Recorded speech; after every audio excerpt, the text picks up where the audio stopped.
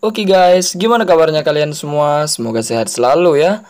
Di video kali ini, sama seperti kemarin, kita akan melanjutkan reward Solen dan pembahasannya. Kemarin, setelah Xiao mengorbankan dirinya untuk Tangsan dan menjadi cincin roh 100.000 tahun untuk cincin keenamnya, Xiao kembali menjadi bentuk terlemahnya, yaitu kelinci kecil. Tangsan sangat bersedih karena kematian Xiao. Akan tetapi Tangsan melihat tanaman akasia merah yang selalu dibawa oleh Xiao. Tanaman akasia ini memiliki daya hidup yang sangat besar. Tangsan langsung segera menggunakan tanaman itu kepada Xiao.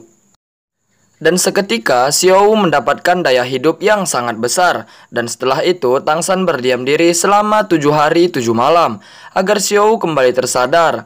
Sampai-sampai kera raksasa membawakannya buah-buahan karena melihat Tangsan yang tak makan dan minum sama sekali. Tak lama kemudian Xiao pun tersadar. Namun karena Tangsan kelelahan, Tangsan seketika itu juga langsung pingsan. Di dalam mimpinya, Tangsan bertemu dengan Xiao, dan Xiao meningkatkan martial soul dan atribut senjata milik Tangsan. Alhasil, Tangsan mencapai level 65 dan menjadi kaisar jiwa paling kuat di seluruh benua. Dan kemudian, seluruh ingatan Xiao pun pergi menghilang.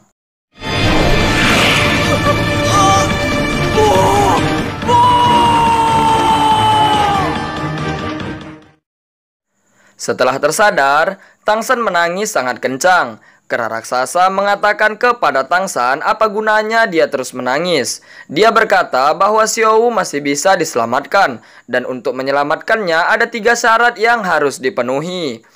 Yaitu menemukan 3 tumbuhan langka. Yang pertama, akar jiwa suci 10.000 tahun. Yang kedua, tanaman Raja Ginseng tingkat 9 atau tingkat 10. Yang terakhir yaitu esensi dari monster kuno, dan Tangsan mengatakannya dia sudah memilikinya, yaitu esensi dari ular matahari kepala 10 di kota ranah pembunuh yang lalu. Tangsan tak sabar ingin segera mencari tumbuhan-tumbuhan itu. Namun ular piton kepala banteng mengatakan bahwa tidak perlu terburu-buru karena masih ada persyaratan lain yang belum tercapai. Kemudian Tangsan pun pergi dari sana. Saat dalam perjalanan, Tangsan merasakan energi laba-laba wajah iblis. Tangsan menjadi sangat murka dan langsung bertarung dengannya.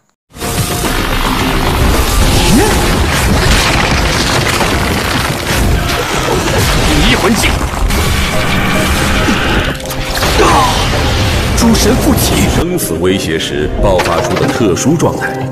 手骨兔第一魂骨技能，瞬移。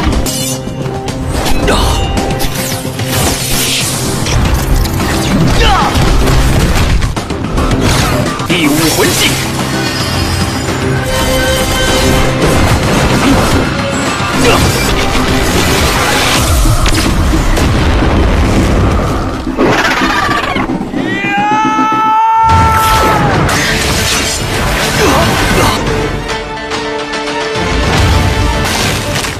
手骨兔第2魂骨技能。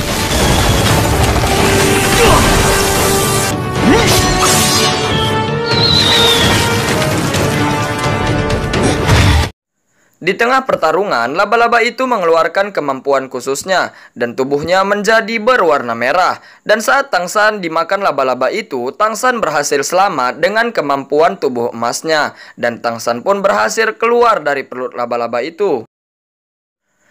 Di Istana Wuhun, Bibi Dong marah karena mereka bisa terkecoh dengan Tangsan yang mengaku sebagai Tang Yin. Dan Hulina pun dikurung selama beberapa bulan. Dan setelah itu, Doulo Krisan dan Doulo Hantu juga dimarahi oleh Bibi Dong. Karena sebagai 2 tetua Istana Wuhun, mereka sangat lalai. Dan kemudian Bibi Dong memaafkan mereka dan bertekad suatu hari nanti akan mendapatkan cincin roh dari kera raksasa dan ular piton kepala banteng itu. Di kerajaan Tiandou, Xiu Qinghe memberikan racun pada minuman raja dan bersekutu dengan orang-orang Istana Wuhun. Akibatnya, raja sering muntah darah. Kembali ke Tangsan, ternyata tulang rohnya mengalami evolusi karena menyerap kekuatan dari laba-laba wajah iblis. Dan alhasil, tulang roh Tangsan berevolusi menjadi baju zirah khusus. Di kerajaan Tiandou, Grandmaster sedang melatih prajurit dengan sangat keras, sampai beberapa prajurit tak sanggup lagi untuk berlatih. Namun Grandmaster mengatakan apakah mereka mau kerajaan Tiandou menjadi seperti 3 klan besar. Dan alhasil para tentara pun kembali berdiri dengan semangat dan melanjutkan latihan lagi. Saat berjalan di tengah kota, Tang San melihat pasukan kerajaan yang sangat angkuh membawa seseorang dalam kereta kuda.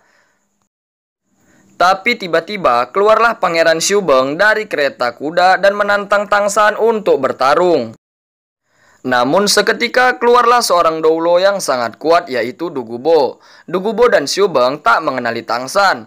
Tang San pun menunjukkan palu hautiannya dan rumput biru peraknya. Alhasil Du Gubo pun mengenal Tang San dan mereka pergi mencari tempat untuk mengobrol. 老怪物，你的眼力什么时候变得如此差了？ Tang San menceritakan tentang perjalanannya dan kekesalannya pada Istana Wuhun. Dan kemudian Tang San bertanya kepada Du Gubo kenapa dia mau melindungi orang seperti Xiu Beng.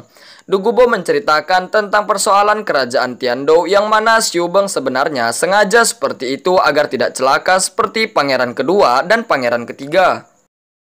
Karena Xiu Qinghe akan meracuni Xiu Beng juga jika Xiu Beng terlihat berpotensi menjadi pewaris tahta kerajaan selanjutnya.